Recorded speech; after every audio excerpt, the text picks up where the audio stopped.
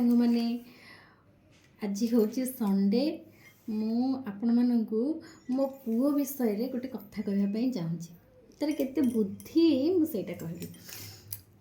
ଆଜି ସଣ୍ଡେ ହେଲେ ବି ସେ ଆଜି ଟିକେ ବେଳାବେଳି ମୋ ସହିତ ଉଠି ଯାଇଛି 5:30ରୁ।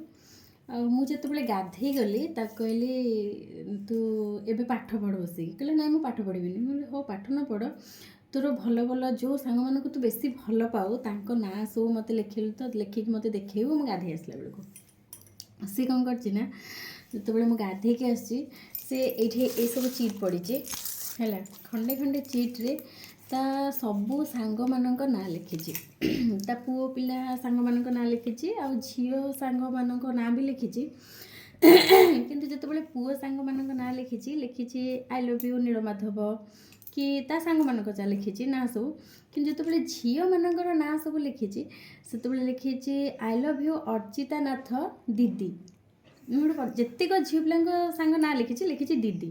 ମୁଁ କହିଲି ଆଚ୍ଛା ତୁ ଦିଦି କାହିଁକି ଲେଖିଛୁ, ସେମାନେ ତ ସାଙ୍ଗ ନା, ସେମାନେ ଝିଅ ପିଲା ନା, ତାଙ୍କୁ ଆମେ ଟିକେ ସମ୍ମାନ ଦେବା। ଆଉ ସେମାନେ ସବୁ ଆମର ଦିଦି ଭଳିଆ, ଆମ ଭଉଣୀ ଭଳିଆ, ତାଙ୍କୁ ଆମେ ଦିଦି କହିବୁ ନା। ଆଉ ମୁଁ କହିଲି ଆଇ ଲଭ୍ ୟୁ ଲେଖିଛୁ ନା, ହଁ ସେ ଆଇ ଲଭ୍ ୟୁ ଆମ ଦିଦି, ଆମ ସାଙ୍ଗ ହେଲେ ବି ସେ ଆମ ଦିଦି। ମାନେ କେତେ ବୁଦ୍ଧି ମୋ ପୁଅର। ମାନେ ତାକୁ ମୁଁ ବି ଏ କଥା କେବେ କହିଥିଲି ଖାଲି ଝିଅ ପିଲା ସାଙ୍ଗେ ସେ ଆମ ତ ଭଉଣୀ ଭଳିଆ।